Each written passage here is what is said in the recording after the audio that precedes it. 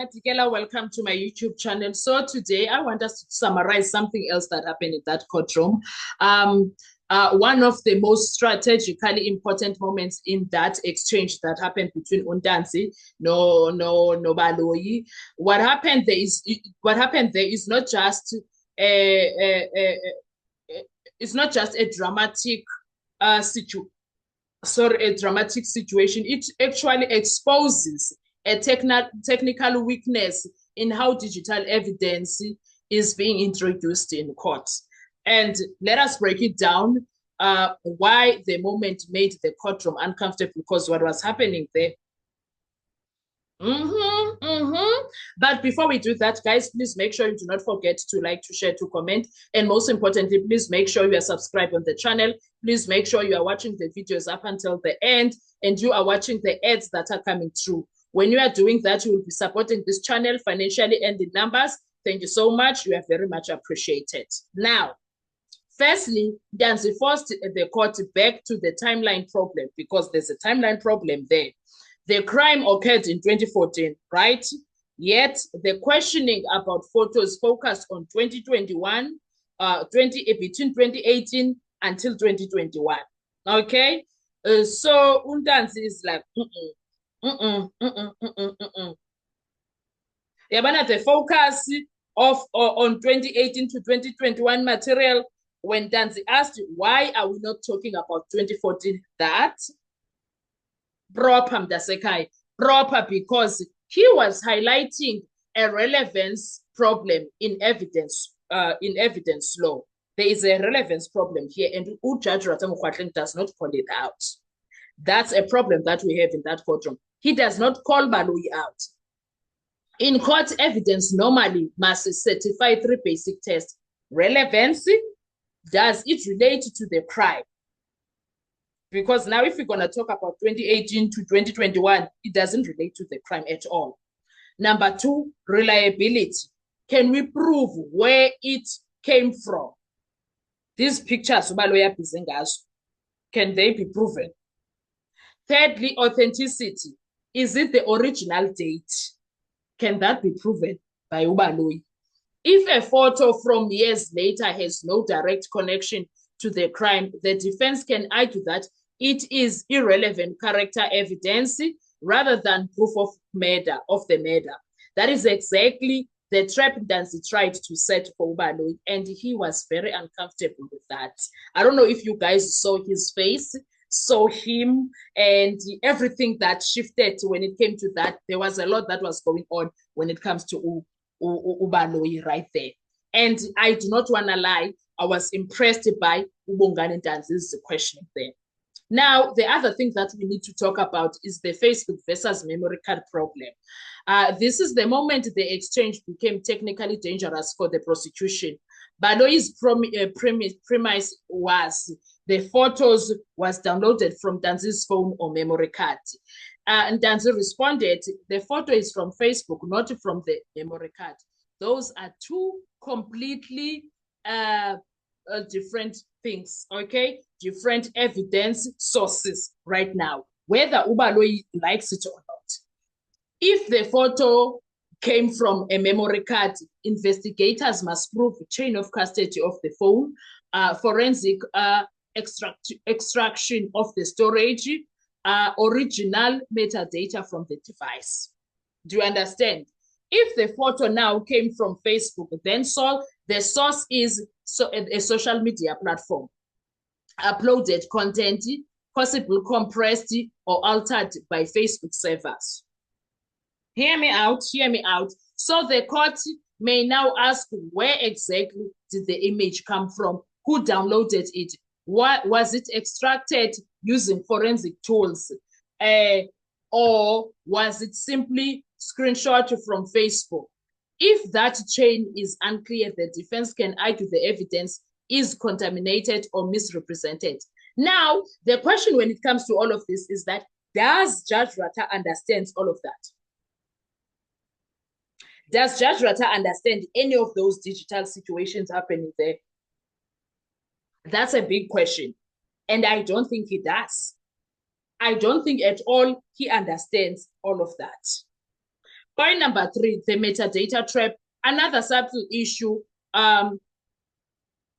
is hidden in that discussion because guys, ooh, this guy is very intelligent. These are things that you would think on the surface Undanzi does not understand, but damn, the comebacks from him are saying something else. When an image is taken from phone memory card, investigators can see metadata like date received, device model, GPS location, file path, but Facebook strips or alters much of that data. So if the prosecution originally implied the photo came from the phone, but it was actually scraped from Facebook, the metadata cannot reliably prove anything about the original phone. That weakens the evidential value dramatically. So there is something going on there that is not right, that needs to be checked out by an expert.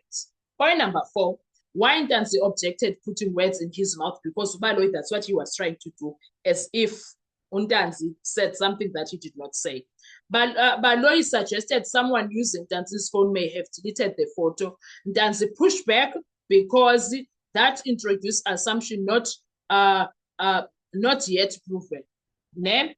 In cross-examination, lawyers must be careful not to insert speculative narratives, which was exactly what Baloyi was trying to do, rely on hearsay explanations, suggest facts without evidence. Ntanzi's response was essential.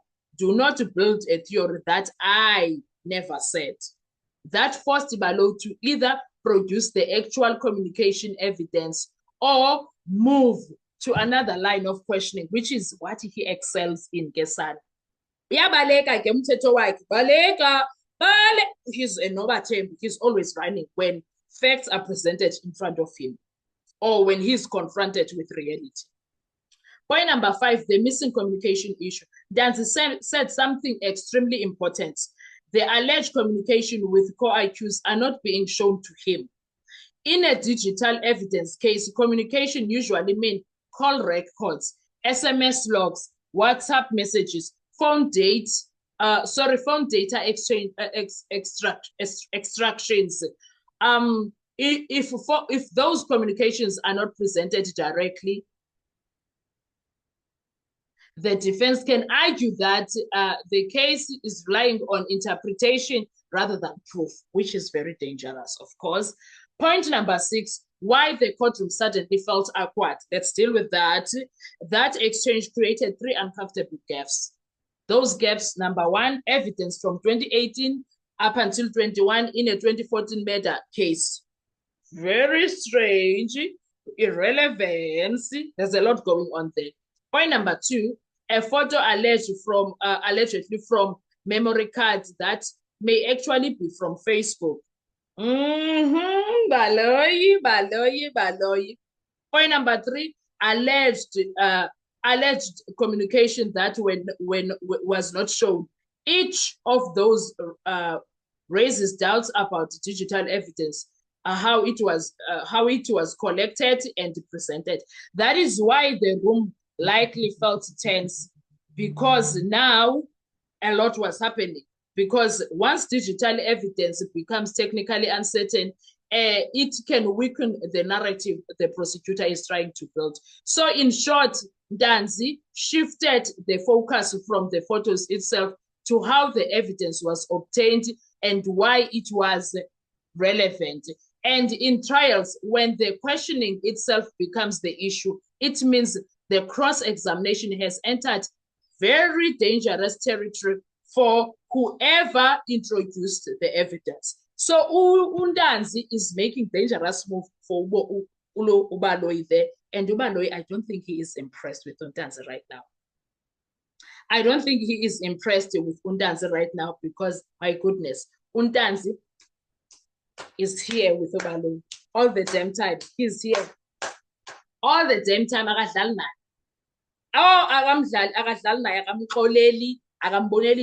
He's dealing with Baloyi big time, and it's not even fun. Guys, what are your thoughts with all of this? Do you think that Ntanzi is doing great or Ntanzi is just well? Oh, I say Ntanzi, the wonderful things that you are doing there, they can never be unmatched. They can never be unmatched. Your worries about Ntanzi, cast them away because Ntanzi is doing wonderful things there. He's fighting for his life. He's very present. He's not tired. Ngoma Eliana. What are your thoughts? Let's talk in the comment section. Please do not forget to like, to share, to comment, and most importantly, please make sure you are subscribed on the channel. And I'll see you on our next video. Thank you. Bye-bye.